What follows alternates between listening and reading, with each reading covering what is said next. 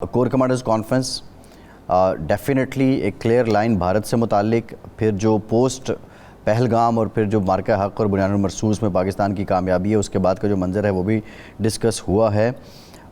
لیکن جو اہم بات ہے کہ خطے میں طاقت کے استعمال کو بطور ہتھیار استعمال کرنا، یہ جو عالمی رجحان ہے اس پر تشویش کا اظہار کیا گیا ہے.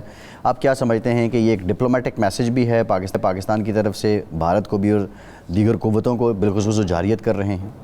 دیکھیں، یہ اب سے نہیں ہے، عرصہ دراز سے ہو رہا ہے کہ طاقت جو ہے کسی ملک کی، کسی ریاست کی، اس کو یک طرفہ طور پر کسی قاعدے قانون اقوام متحدہ کی قرارداد کے بغیر استعمال کیا جائے. چونکہ آپ طاقتور ہیں تو جو مثلاً جو آپ نے امریکہ نے حملہ کیا تھا بغداد پہ، عراق پہ، تو اس میں تو سینکشن شامل نہیں تھی اقوام متحدہ کی، یک طرفہ فیصلہ کیا، اور بعد میں ثابت یہ ہوا کہ جس بنیاد پر فیصلہ کیا گیا کہ وہاں مہلک ہتھیار ہیں، کیمیاوی ہتھیار ہیں، وہ غلط تھا. خود ڈک چینی نے اور ایمس فیلڈ نے مان لیا کہ غلط، ہماری اطلاع غلط تھی. اب بھی آپ دیکھیں نا کہ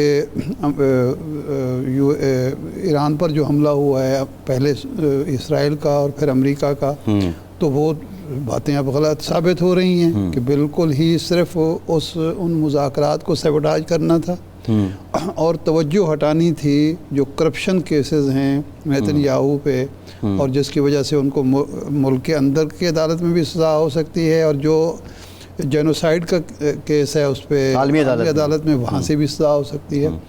تو یہ ہم جیسا ملک، پاکستان جیسا ملک جو اس خطے میں بڑی اہمیت بھی ہے اس کی، لیکن خطرات میں بھی گھرا ہوا ہے، تو ہمیں تو اس رجحان کی ہر صورت میں نفی کرنی ہے، ہر صورت میں مخالفت کرنی ہے. کیونکہ اگر ایک دفعہ یہ بات مان لیا جائے تو پھر جو بھی بڑا ملک ہوگا جس کے پاس بھی کوئی فوجی طاقت ہوگی وہ چڑھ دوڑے گا، اور کسی کی کوئی سلامتی، خود مختاری، اقتدار اعلیٰ محفوظ ہی نہیں رہے گا. تو میرا خیال ہے یہ مناسب بات ہے، اور یہ صرف اس کو ہم یہ ڈپلومیٹک نہیں کہہ سکتے، یہ ایک کلیئر میسج ہے ایک اٹامک پاور کی طرف سے تمام ان بڑی طاقتوں کو جو طاقت کو استعمال کرنا چاہتے ہیں بطور ہتھیار کے کمزور ممالک کے خلاف یا دوسرے اپنے مخالف ممالک. رسپانسبلٹی کا اظہار بھی ہے. ارشاد صاحب، بلاول صاحب نے بھی کرن تھاپر صاحب کو انٹرویو دیا ہے اور بڑا کلیئرلی پاکستان کا سٹانس رکھا ہے. پاکستان میڈیا کے لحاظ سے، انٹرنیشنل میڈیا بھی، اور جو حقائق ہیں، ڈیفینیٹلی بھارت کو ایک سیٹ بیک یہ بھی ہے کہ ان کو انٹرنیشنل میڈیا سے بھی وہ روایتی سپورٹ نہیں ملی جو ملا کرتی تھی. لیکن جو ایک چیز جس پہ ہم بھی غور کر رہے ہیں اور جو پاکستانی اب ایک کویسچن بھی کر رہے ہیں کہ اب کیا ٹیکنیک ہو کہ بھارت کو مذاکرات کی ٹیبل پہ لایا جائے. وہ تقریباً آپ دیکھیں نریندر مودی نے ڈونلڈ ٹرمپ سے ملاقات سے وہ بھاگ گئے کہ کہیں وہ مذاکرات کا نہ کہہ دیں. کیا طریقہ اپنایا جائے؟ طریقے دو ہیں. ٹیٹ فار ٹیٹ جو اس جنگ میں ہم نے کر کے دکھایا. بھارت کا یہ خیال تھا، مودی نے تو کہا نا کہ میں نے سوچا کہ ہم دہشت گردوں پر حملہ کر رہے ہیں، امریکہ پاکستان تو میری مدد کرے گا، خوش ہو جائے گا کہ ٹھیک ہے جی وہ کام جو وہ نہیں کر رہے ہم کر رہے ہیں. ہم نے جواب دیا، اس کو سمجھ آ گئی. یہ اس کا پرانا طریقہ کار ہے. وہ آنکھیں دکھاتا ہے، گردن پکڑنے کی کوشش کرتا ہے، لیکن اگر جواباً کوئی گردن پکڑ لے تو پھر وہ سیدھا بھی ہو جاتا ہے. یہ جو آپ ہاکی کی بات، اچھا بلاول بھٹو صاحب نے ایک بڑی کمزور بات کی ہے جو ان کو نہیں کرنی چاہیے، اور اگر یہ پارٹی کی سوچ ہے یا کہیں اور بھی ایسا سوچا جا رہا ہے.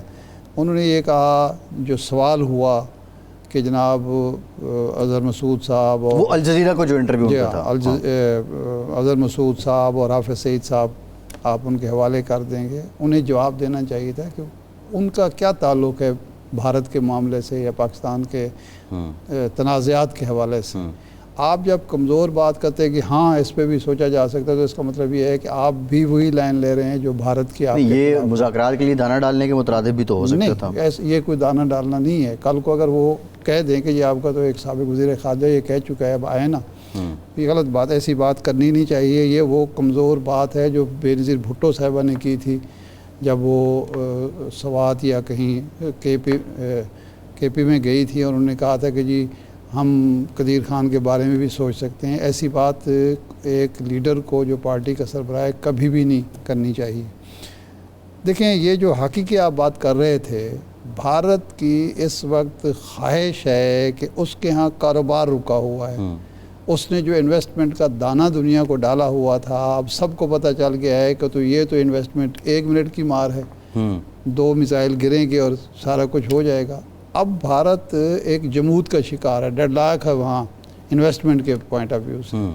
اب اس کی خواہش ہوگی شدید کہ کھیلوں کے ذریعے ہی دنیا کو ایک نارمل بھارت سافٹ امیج لایا جائے کہ جی بھارت میں معاملات ٹھیک ہو گئے ہیں. اب اگر اس میں پاکستان چلا جاتا ہے تو اس کا مطلب یہ ہوگا کہ ہم نے بھی مان لیا کہ بھارت میں حالات جو ہیں وہ بالکل نارمل ہیں. وہاں کی سارے جو ایکٹیویٹیز ہیں شروع ہو گئی. ہمارا فرض یہ بنتا ہے کہ جتنا زیادہ اس ٹینشن کو سفارتی سطح پر بڑھا سکتے ہیں، بھارت کا یہ امیج دکھا سکتے ہیں کہ وہاں کچھ بھی نارمل نہیں ہے. بھارت کے اندر انسانی حقوق کی خلاف ورزیاں ہو رہی ہیں.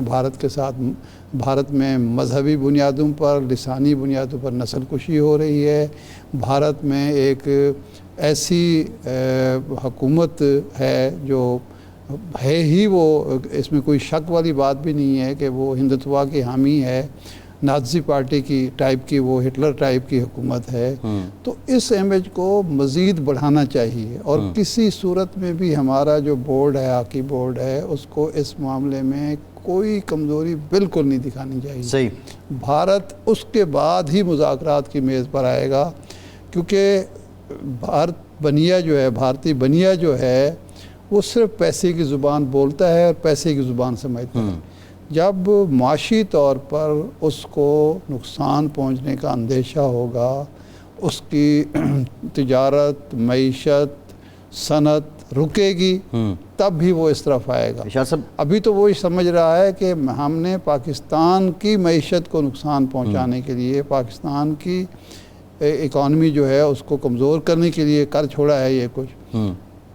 ہم اسی میدان میں اور اسی زبان میں جو وہ سمجھتا ہے اس کو مذاکرات کی میز پر بھی لا سکتے ہیں. اور مسئلہ کشمیر حل کرنے پر ہم نے میرا سوال یہ تھا، یہ پروگرام کا ٹائم ختم ہو گیا، لیکن 2 روز پہلے برہان وانی کا یوم شہادت تھا.